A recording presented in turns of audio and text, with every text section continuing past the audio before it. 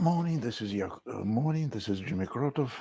A few words about the article of Susan Eisenhower, granddaughter of President Eisenhower. Her article of the 1997 was republished now in Russia by Kremlin media with the explanation that in 1997 Susan Eisenhower told to the world that it is dangerous to receive Poland, Lithuania, and other countries in NATO because this will be a great danger to Russia. I've never heard about Susan Eisenhower, just a friend sent me her article. And I dare to say that this article is very typical. The article was republished, not by the Kremlin media, but by the Spectator. And Kremlin media only republished the Spectator's republication.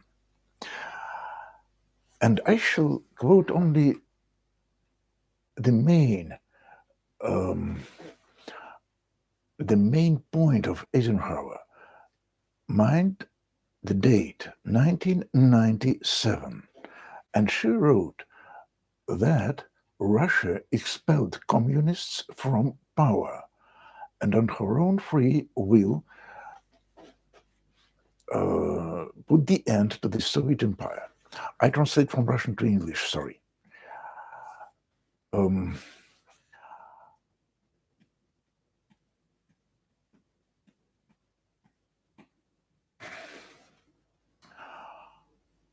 This is a mistake or this is a lie? 1997, who is ruling Russia? Boris Yeltsin, who was a communist. And what is more important, imagine 1945. Goebbels calls Roosevelt, or no, it was Truman already, and says to him that I am no more a Nazi. I'm anti-Nazi. I'm anti-Hitler. I will kill Hitler. And let me be the president of the new Germany. As far as I know, Roosevelt, Truman, and others were against such a development of events.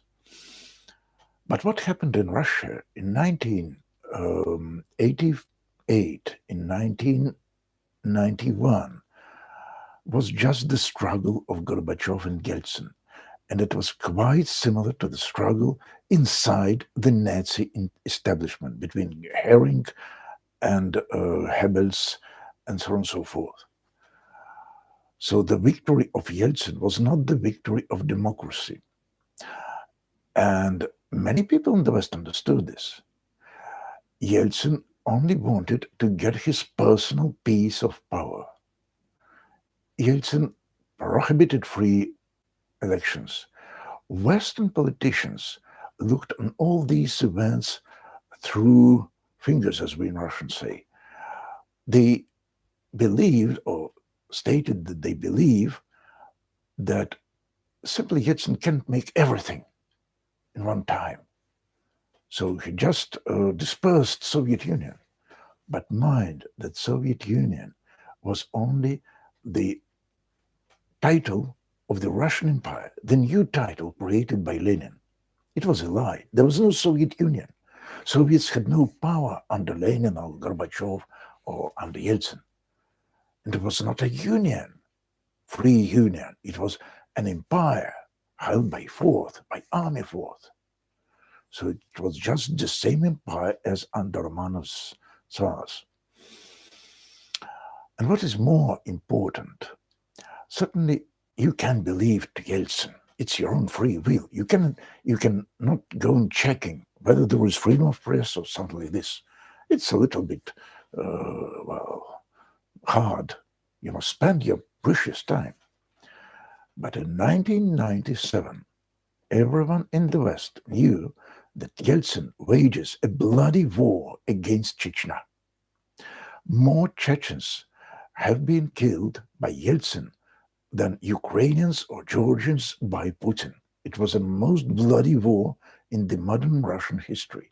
in modern Chechen history. And in 1993, Yeltsin dispersed Parliament, Russian Duma, and not simply dispersed, blocked, and get the new constitution with his absolute power as a president.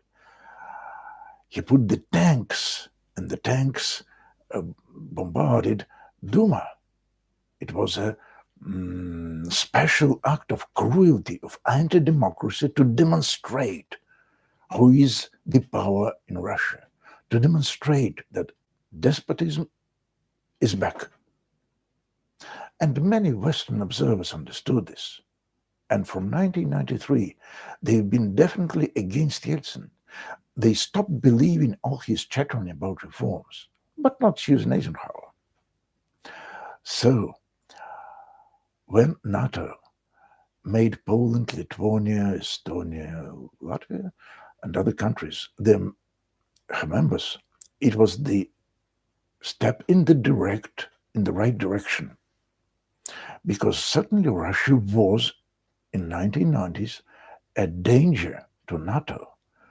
Mind that it was Yeltsin who in 1991 sent General Lebedь to Moldavia to sustain and to support the separatists of Pridnestrovye, or more usual in the West term, Transnistria. It's a narrow part of land now in Moldavia, officially. It was always the land of big arguments, because sometimes it was in Austria, in Austrian Imperia, Vengria, and so on and so forth. But from 1990, first, it was the part of Moldavia, and still Yeltsin supported separatists, just like Putin supported separatists in Lugansk and Donetsk. It was the same scenario. So Putin only reproduced the tactics and strategy of Boris Yeltsin, which was quite imperial strategy. I don't know anything about Susan Eisenhower. I only know that her article was far from facts, silly. And what can I say? Nothing more. So always check. And the main criteria is blood.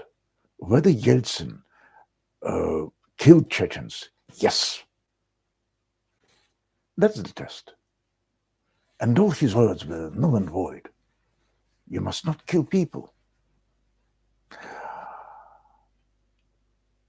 And when you speak, when someone, well, Susan Eisenhower said that Yeltsin was obliged to struggle Chechens because we struggle with terrorism and Chechens are terrorists. This is the lie, first, because Chechens never were terrorists before Russian attack on Chechnya.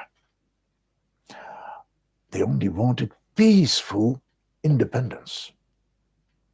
We've made them struggle with us, with arms. And second, there was no Muslim terrorism in the 90s. When Yeltsin and Russian army killed all secular struggles for the Chechnya independence, then they replanted religious terrorism. It was just the same scenario as Americans who struggled Russian Empire, not the USSR, in Afghanistan, and supported Mujahideen. And they've created religious terrorism in Afghanistan, American politicians, in order to oppose Russian aggression. It was a mistake. Just like Lord Jesus in the Gospel said that you cannot struggle Satan with demons. You cannot struggle brutal force and crimes with crimes and bloodshed and so on and so forth. Jimmy Krotov, Safontьево, not far from Moscow. Bye.